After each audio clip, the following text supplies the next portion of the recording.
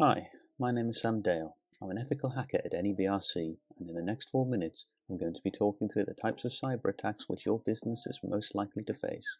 Vulnerabilities are weaknesses that have been discovered in computer code that can be exploited and allow attackers to gain remote access to a system to steal data such as login details and customer information. Vulnerabilities are relatively easy to protect against by updating your operating system and programs regularly. So, for example, the Windows operating system and Microsoft Office allow you to turn on automatic updates so your PC will look for, download, and install updates as and when they are released.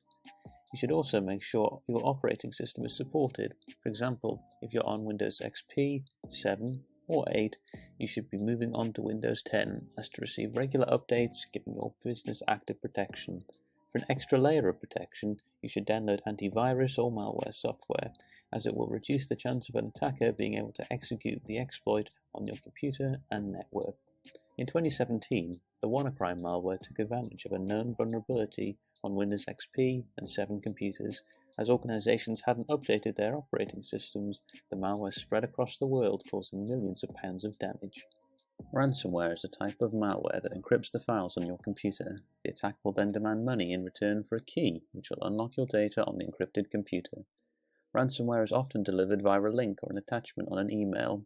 As soon as it is clicked on and downloaded, your data will be encrypted and unable to use.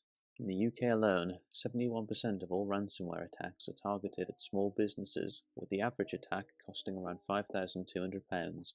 The number of ransomware attacks have also increased by 195% since 2018, increasing the chance of your business being affected by an attack. The best defense against a ransomware attack is user education and to know what to look for. For example, if you get an email from Amazon with a link to track a package, you need to ask yourself, are you expecting a package and did you order it? Another defense would be to regularly back up your data on an external hard drive so it could be easily restored and your business is offline for the least amount of time possible. Social engineering covers several potential activities, but all rely on human vulnerability, mistakes being made in the heat of the moment without considering the validity of a person or their requests. The most likely form of social engineering to be encountered in a small business is phishing.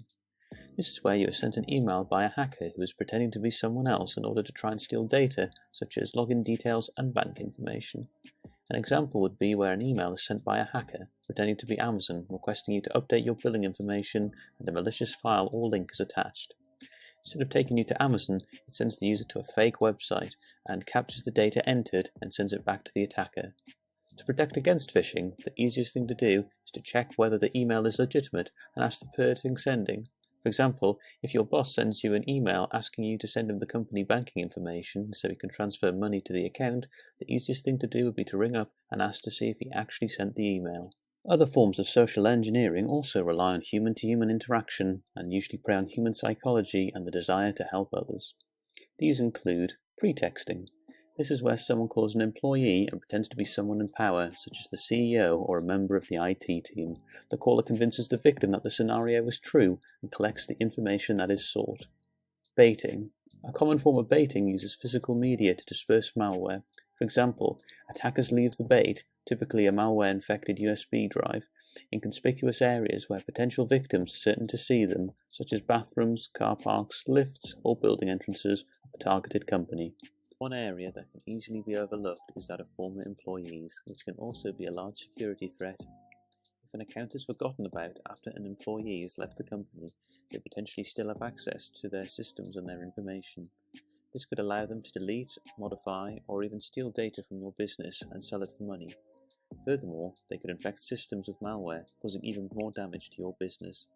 To prevent against this, you should disable or destroy that user's account as soon as they leave the company, and change the password to gain access to your systems to make sure the employee can't access it. So, in short, you need to update your operating system and programs regularly.